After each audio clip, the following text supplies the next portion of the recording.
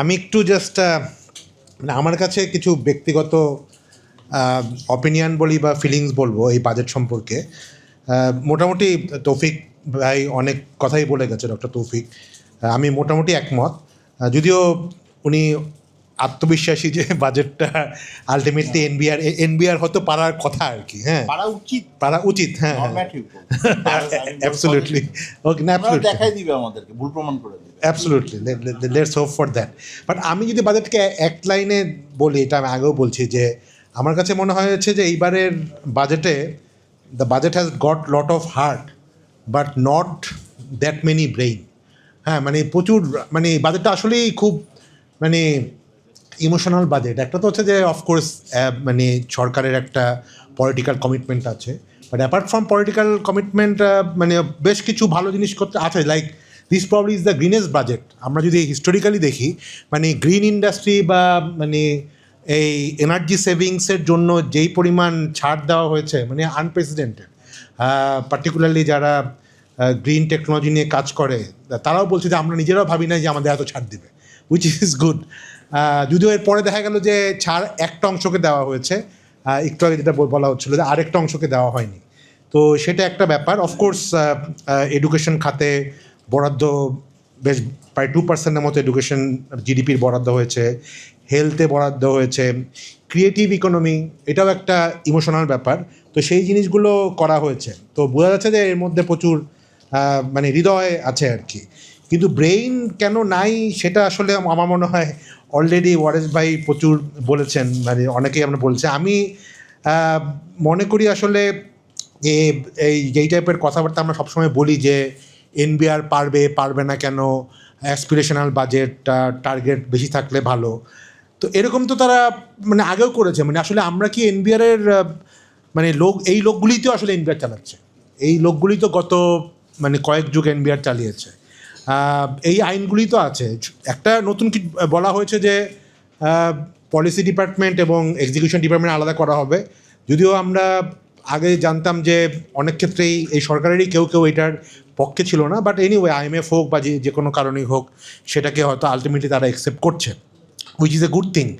But মানে এনবিআরের আর কী ধরনের মানে স্ট্রাকচারাল চেঞ্জ বা তাদের মানে প্রসেস চেঞ্জ করে আসলে আমি ট্যাক্স, যেটাকে বলা হয় যে ট্যাক্স ফাঁকি রোধ, সেটা আসলে কীভাবে হবে আসলে। হ্যাঁ, মানে আমি তো আসলে কোনো এর মধ্যে অঙ্ক বা এর প্রসেসের ক্ল্যারিটি আমি দেখছি না। হঠাৎ করে এনবিআর কেমন করে 40% রেভিনিউ গ্রোথ করবে just by being efficient or tax ফাঁকি রোধ করার মানে মানে ইনোভেটিভ কী ওয়েতে আছে আমি অ্যাটলিস্ট দেখিনি। বাট হ্যাঁ, কয়েকটা ব্যাপার আছে আমার কাছে ভালো লেগেছে, not only from business perspective but generally. যে এআইটির ক্ষেত্রে যেটা একটা অলমোস্ট এক ধরনের ইনডাইরেক্ট ট্যাক্স হিসেবে ছিল, যদি AIT is suppose to be direct tax, advance income tax যেটা আপনি বলেছেন, তো সেটাকে এখন অ্যাডজাস্ট করা যাবে অথবা সেটা রিফান্ড হবে। আমরা দেখবো যে এটা ইমপ্লিমেন্টেশনটা কীভাবে হয়। But as a policy it is a I would say the progressive policy. মানে এটা একটা আসলেই ভালো পলিসি। আরেকটা ব্যাপার অনেকে হয়তো আলোচনা করেনি, অ্যাপিল।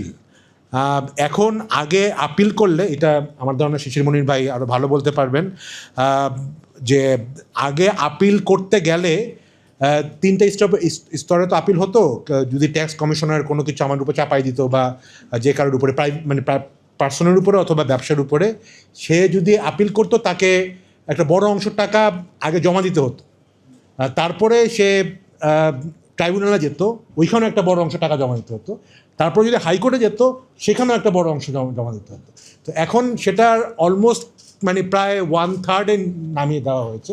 তো যেটা হবে এখন, হয়তো অনেকে যারা ট্যাক্স অফিসিয়ালরা যখন হ্যারাস করবে, তখন অ্যাটলিস্ট যারা ভুক্তভোগী তাদের আপিল করাটা অনেক ইজিয়ার হচ্ছে। এবং আমার ধারণা এখানে অ্যাটলিস্ট লয়ারদের ব্যবসা আগামী এইবার ভালোই হবে, কারণ ট্যাক্স দিব অ্যাবসলিউটলি না অ্যাজ এ কমিউনিটি বলতেছি আর কি। মানে আমার কাছে মনে হয় লোকজন এখন অ্যাপিল করতে পারবে, মানে ট্যাক্স হ্যারাসমেন্টটা কিছুটা হলেও হয়তো কমতে পারে। তো এই জিনিসটাকে আমি আসলে পজিটিভলি দেখছি। তো যদিও আবার এটার মধ্যে আবার ব্যাপার আছে, অনেকে বলছে যে এইটার মিসইউজও হবে। দেখা যাবে যে যেই লোক আসলে ট্যাক্স ফাঁকি দিতে চায় সে মানে খাট করে একটা আপিল করে বসবে, চললো 5 বছর 10 বছর 10 বছর বাকি। চললো, আলটিমেটলি কিন্তু সরকারও ট্যাক্সটা পাবে না। তো এটা আসলে কি হবে সেটা আসলে আমরা দেখব।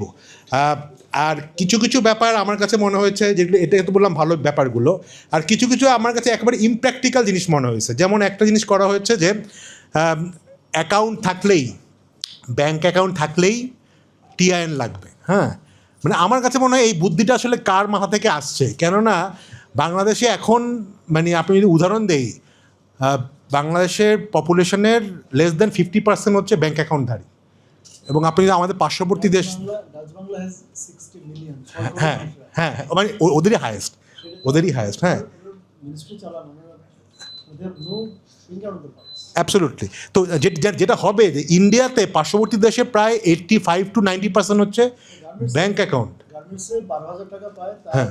সেও এখন ওই রকেটে ওভাবে টাকা উঠায়, দেখি লাইন ধরে।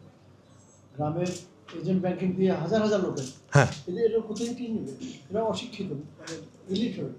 অ্যাবসলিউটলি। মানে আমার যে সমস্যাটা যেটা হবে, নিয়ামত আপনি তারপর 5,000 টাকা বসিয়ে দিচ্ছি। না না না, এটা এটা একটা টিন নিলেই যে আপনাকে রিটার্ন সাবমিট করতে হবে তা না। ও তো আবার ওই যে জিরোতে পড়ে যাবে। না, জিরো তো আপনি দেখা যাবে যে শুধু বাংলাদেশে কিন্তু অনেক লোকের 1 কোটি টিন আছে, রিটার্ন সাবমিট করে 40 লাখের মতো। করার কথা। হ্যাঁ আইনভাবে exactly, in strict sense you are right, কিন্তু আলটিমেটলি ওই ফ্যাসিলিটি কিন্তু গভর্নমেন্ট দিয়ে রাখছে। এনিওয়ে আমরা ওইটাতে যাচ্ছি না, বাট আমার মেইন চ্যালেঞ্জটা সমস্যাটা অন্যখানে। সমস্যাটা হচ্ছে এখন যেটা হবে, লোকজন আসলে মানে সবচেয়ে দুইটা অর্গানাইজেশনকে ভয় পায়, একটা হচ্ছে পুলিশ আর একটা হচ্ছে এনবিআর। হ্যাঁ, তো এখন প্রচুর লোকজন, গ্রামের লোকজন, সাধারণ লোকজন যাদেরকে আমরা ফাইন্যান্সিয়াল ইনক্লুশনের মধ্যে, ক্যাশলেসের মধ্যে আনার প্ল্যান করছি বা ভিশন আছে, তারা বলবে আমার দরকার নেই, আমার শুধু শুধু ব্যাংক ট্রানজ্যাকশন দরকার কি, আমি দরকার হলে আমার একটা বিকাশ বা নগদ দিয়েই তো আমি একখান থেকে টাকা আরেকখানে পাঠাতে পারি। যদি সরকার এটা বলতো যে বিকাশ নগদ হলেও এমএফএসেও 3 লাগবে, সেটা কিন্তু গভর্নমেন্ট করে নাই, শুধু এখন তাহলে আলটিমেটলি যেটা হবে আরও ভয়ঙ্কর হবে, লোকজন আপনার সব ক্যাশে লেনদেন করবে। আগে খেয়াল আছে আমরা এসে পরিবহনে টাকা পাঠাতাম, এখন দেখা যাবে যে আবার এসে পরিবহনে টাকা পাঠানো শুরু করবো। কাজে জেসে থাকলে ভালো হতো, মানে অন দ্য ওয়ান হ্যান্ড বলছেন যে ক্যাশলেস, হ্যাঁ। সরি কি নাম, ক্যাশলেস। হ্যাঁ আদার হ্যান্ড আপনি মানুষকে নিয়ে আসছেন ব্যাংকিং সিস্টেমকে বাইরে। অ্যাবসলিউটলি। তো এইটা যেটা হবে আলটিমেটলি, মানে আলটিমেটলি ক্যাশলেসের সুবিধাটা কি, ভিজিবিলিটি বাড়ে, তাই না?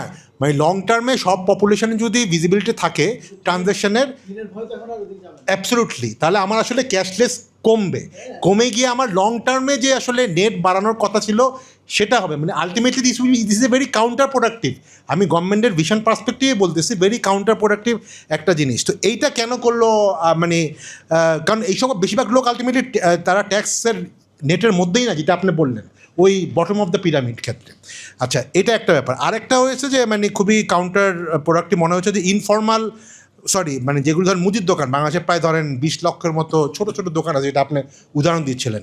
এখন যেটা হবে, ইউনিলিভারের মাল যদি তার একটা মুদির দোকানে বিক্রি হয়, একটা সাবান বিক্রি হলো বা কিছু একটা বিক্রি হলো, তাকে 0.2% বা 1,000 টাকার 2 টাকা কেটে রাখতে হবে ইনকাম ট্যাক্স হিসাবে আগে থেকেই। হ্যাঁ, তো এইটা কিন্তু আলটিমেটলি কী হবে, ওই মুদির দোকানটা কিন্তু তার মানে টিনও নিবে না, কিছুই নিবে না, কিন্তু আলটিমেটলি আপনাকে কেটে রাখতে হবে, মানে it becomes a VAT. But that means প্রোডাক্টের প্রাইস বেড়ে যাবে। মুদির দোকান থেকে তো কিনে সাধারণ মধ্যবিত্ত বা নিম্ন মধ্যবিত্তরাই, প্রোডাক্টের প্রাইস বেড়ে যাবে, মানে ultimately it will add up to the inflation. তো আলটিমেটলি কিন্তু আবার ঘুরে ফিরে ডিরেক্ট ট্যাক্সের জায়গায় আমরা ইনডাইরেক্ট ট্যাক্সই চলে আসছি। তারপরে আপনি যেটা বললেন, আমি খুব সংক্ষেপে শেষ করবো, আরও অনেক বক্তা আছেন, যে কিছু কিছু জায়গায় মানে এটা নিয়ে আমার সাথে এখানে মাহমুদ ছিল, মাহমুদ বোধহয় এখন নাই, মানে প্রায় এটা নিয়ে তার ডিবেট হয় যে কারা আসলে মানে ছাড়গুলো নিতে পারে। দেখেন, এই আমরা যে টেলিফোন ব্যবহার করি, তো এর মধ্যে 100 টাকার টক টাইমে 55 টাকা যায় আসলে সরকারের পকেটে।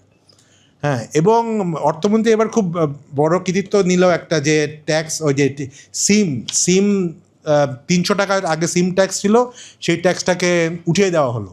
কিন্তু দেখেন, সিম ট্যাক্স কিন্তু পাবলিক দেয় না, সিম ট্যাক্স দেওয়া হচ্ছে টেলিকম অপারেটররা।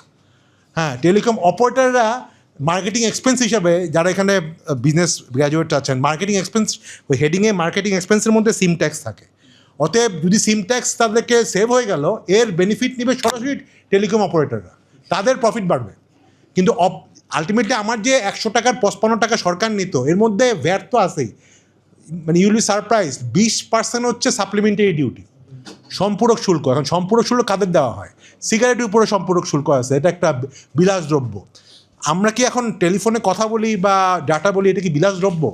তো সেটার উপরে সরকার কিন্তু ওই মানে আওয়ামী লীগ সরকারই 20% সাপ্লিমেন্টারি ডিউটি রাখছিল। আমরা এবার অনেক চেষ্টা করেছি এটা করার জন্য। আলটিমেটলি টেলিকম অপারেটররা নিজেদেরটা ঠিকই বাইর করে নিছে প্রফিট বাড়ানোর জন্য, কিন্তু ওই যে যারা আসলে মানে সাধারণ মানুষজন, ওদের আসলে পলিটিক্যাল এজেন্সি নাই, যে এটা বোঝা যাচ্ছে যে তাদের জন্য কিন্তু সরকার এই ইনডাইরেক্ট ট্যাক্স কোনোটা কিছুই কমায় না।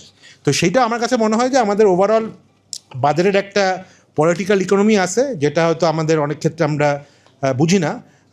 মানে দেখবেন যে যারা বড় বড় ট্রেড বডি বা তারা কিন্তু তাদের নিজেদের জিনিসপত্র ঠিকই অনেক ক্ষেত্রে আদায় করে না। একটা জিনিস শেষ করব, ডক্টর তৌফিক যেটা বললো যে এবার কাটছাট করা হবে, নো ডাউট কাটছাট করা হবে। এখানে পলিটিশিয়ান আছেন, 2জন পলিটিশিয়ান আছেন, তারা হয়তো এটাতে বলতে পারবেন। কাটছাট করা হলে যেটা হবে সেটা হচ্ছে প্রজেক্ট কমে যাবে।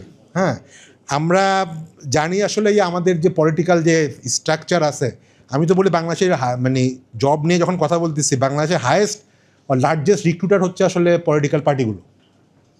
আপনি চিন্তা করবেন যে কোনো একটা ছোটোখাটো মানে পলিটিক্যাল নেতা, ইয়াং পলিটিক্যাল নেতা দেখবেন, আপনি আজকে আসেন, আপনার সাথে বোধহয় 15-20 জন ছেলে পেলে আসে নাই, কিন্তু আমি শিওর যে একটু বড় পলিটিক্যাল পার্টি, বিএনপি হোক জামাত হোক, মোটামুটি 10-15 জন ভালো শিক্ষিত ছেলে পেলে কিন্তু পিছন পিছন ঘুরে।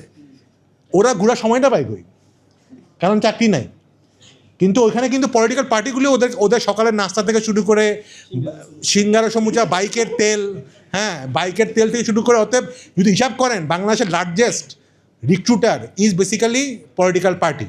হ্যাঁ, তো এখন ব্যাপারটা হচ্ছে এই পলিটিক্যাল পার্টিদের মানে এটা তো আসলে একটা ইকোনমি আছে, এই টাকাটা আসলে কে দিচ্ছে?